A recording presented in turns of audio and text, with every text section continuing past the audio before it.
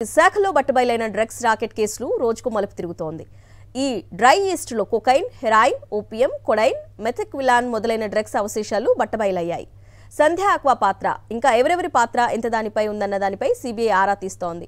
ఈ dry east లోకి drugs ఎలా వచ్చాయన్న అంశంపై ఇప్పటికే సంధ్య ఆక్వా సంస్థ యజమానుల్ని సిబిఐ అధికారులు ప్రశ్నించారు.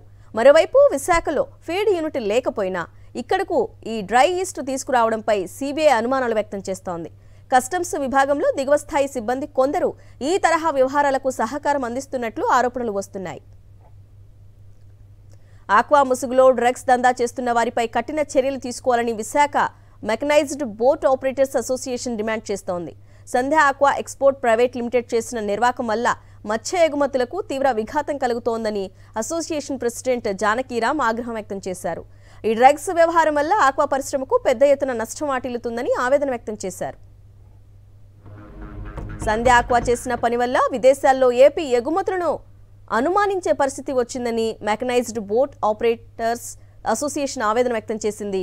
వెంటనే సంధ్య ఎక్స్పోర్ట్స్తో పాటు దాని అనుబంధ కంపెనీల లైసెన్సులు మొత్తం రద్దు చేయాలని ఎంపెడాకు ఫిర్యాదు చేస్తామని తెలిపారు. ప్రైవేట్ కంటైనర్ పోర్టు కావడంతో ఇష్టారాజ్యం నడుస్తోందని, ఈ కంటైనర్ టెర్మినల్ను సిబిఐ తన విచారణ పరిధిలోకి తీసుకుని దర్యాప్తు చేయాలని వారు డిమాండ్ చేస్తున్నారు. మత్స్యకారుల భూములతో నిర్మించిన కంటైనర్ టెర్మినల్ కొందరి కారణంగా అక్రమ వ్యాపారులకు అడ్డాగా మారిందన్న ఆరోపణలు ఉన్నాయి. తక్షణం విసిటిపిఎల్ను వైజాగ్ పోర్ట్ ట్రస్ట్ స్వాధీనం చేసుకోవాలని డిమాండ్ చేస్తున్నారు. కస్టమ్స్ వైఫల్యం కారణంగానే విశాఖకు డ్రగ్స్ వంటి ప్రమాదకరమైన పదార్థాలు వస్తున్నాయని Visakha mechanised boat operators association ఆరోపించింది.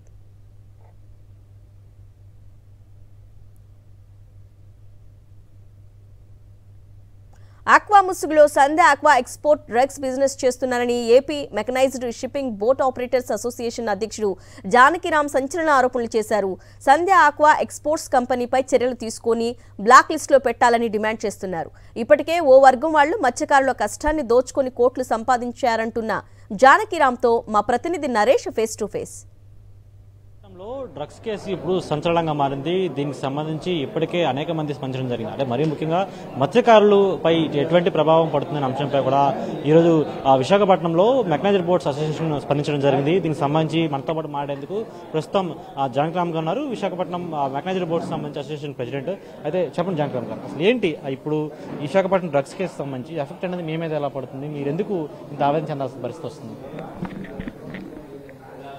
విశాఖపట్నంలో జరిగినటువంటి డ్రగ్స్ స్కాండల్ ఏదైతే ఉందో ఇది డైరెక్ట్గా ఫిషరీస్ సెక్టార్ మీద ఎఫెక్ట్ చూపించిన పరిస్థితి. ఎందుకంటే సంధ్య ఆక్వా ఎక్స్పోర్ట్స్ అనే ఒక సంస్థ, ఇది మత్స్య ఉత్పత్తులను ఎగుమతులు దిగుమతులు చేసేటువంటి ఒక సంస్థ పేరు మీద ఈరోజు ఈ డ్రగ్స్ అన్ని కూడా మన విశాఖపట్నంలోని విశాఖ కంటైనర్లో డంప్ చేయడం జరిగింది. వారు ఏదైతే ఇన్యాక్టివ్ డ్రైడ్ ఈస్ట్ తీసుకుని వచ్చారో అది ఒక భారతదేశం మొత్తానికి కూడా ఈ బేకరీస్లో వాటిలో ఉపయోగించడానికి సంవత్సరం మొత్తానికి సరిపోయేటువంటి ఈస్ట్ వీళ్ళకి అవసరం లేకపోయినా సరే వీళ్ళది ఆ వృత్తి కాదు, వీళ్ళు డ్రై ఈస్ట్ సప్లయర్స్ కాదు, డ్రై ఈస్ట్ బిజినెస్ కాదు, వీళ్ళది ఆక్వా బిజినెస్ అయ్యేటప్పుడు వీళ్ళంతా పెద్ద మొత్తంలోనే ఎందుకు తీసుకుని వచ్చారు అనేది ప్రధానంగా సస్పెక్ట్ చేయవలసిన విషయం. వీళ్ళు దీన్ని ఉపయోగించుకొని, అంటే ఒక ఆక్వా సంస్థను ఎక్స్పోర్ట్ సంస్థను ఉపయోగించుకొని డ్రగ్స్ని తీసుకొని రావడం వల్ల అందరూ ఆక్వా ఎక్స్పోర్టర్స్ కూడా డ్రగ్స్నే ఈరోజు ఇంపోర్ట్ చేసుకుంటున్నారు అనే ఒక నెగిటివ్ మెసేజ్ ఈరోజు భారతదేశం మొత్తం మీద వెళ్ళేటువంటి పరిస్థితి ఉంది.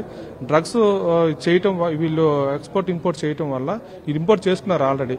ఇప్పుడు భారతదేశంలో ఉన్నటువంటి ఎక్స్పోర్టర్స్ అందరూ కూడా వివిధ దేశాలకు, ఎందుకంటే మనకి డొమెస్టిక్ కన్జంప్షన్ తక్కువ, మత్స్యోత్పత్తులు అందరూ కూడా ఎక్స్పోర్ట్ చేస్తారు. ఉన్నటువంటి మెరైన్ సెక్టర్ కావచ్చు, ఆక్వాకల్చర్ కావచ్చు, వచ్చినటువంటి మెటీరియల్ అంతా కూడా దీనిని మనం ఎక్స్పోర్ట్ చేసేటప్పుడు ఈ ఎక్స్పోర్టర్స్ మీద కూడా ఈ ప్రభావం ఉంటుంది. ఇప్పటికే అభివృద్ధి చెందిన దేశాలన్నీ కూడా భారతదేశ మార్కెట్ ని, ఎకానమీని ఏ విధంగా దెబ్బతీయాలనేది చూస్తా ఉన్నాయి.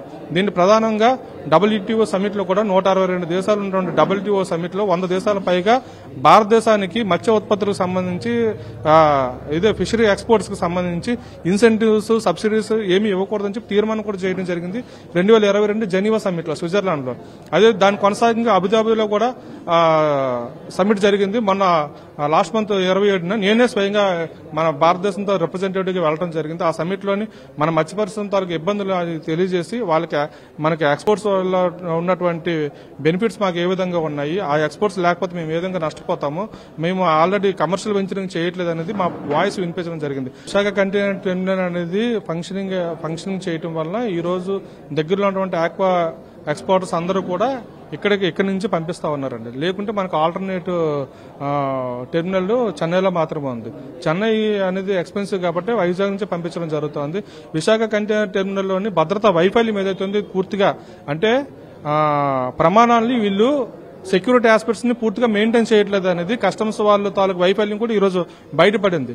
అంటే వీళ్ళు ఈ ఆక్వా ఎక్స్పోర్టర్స్ ఎవరైతే ఉన్నారో సంజయ్ మెరన్ వాళ్ళు ఇంత ముందర ఏమైనా చేశారనే దాని మీద కూడా ఉన్నత స్థాయిలో దర్యాప్తు చేయవలసిన అవసరం ఉంది. వీళ్ళపైన కఠినంగా చర్యలు తీసుకోలేదు. ఆల్రెడీ ప్రిలిమినరీ గా ప్రూవ్ అయిపోయింది కాబట్టి వీళ్ళ నార్కోటిక్స్ ఉన్నాయి, మాదక ద్రవ్యాలని దేశంలోకి తీసుకుని వచ్చారని ప్రూవ్ అయింది కాబట్టి ఆ చట్టం ప్రకారం వీళ్ళు కఠినంగా శిక్షించాలి. సంజయ్ ఆక్వా ఎక్స్పోర్ట్స్ దాని తాలూకా అలైడ్ సంస్థలు ఏవైతే ఉన్నాయో అన్నిటి తాలూకా లైసెన్సులు రద్దు చేయమని కోరుతాము. వాళ్ళ తాలూకా ఇంపోర్ట్స్ ఎక్స్పోర్ట్స్ కంప్లీట్ గా బంద్ చేయమని కోరుతాము. అదేవిధంగా వాళ్ళ తాలూకా ఫ్యాక్టరీస్ ఏవైతే అన్ని కూడా సీజ్ చేయాలని చెప్పేసి మేము కోరుతాము.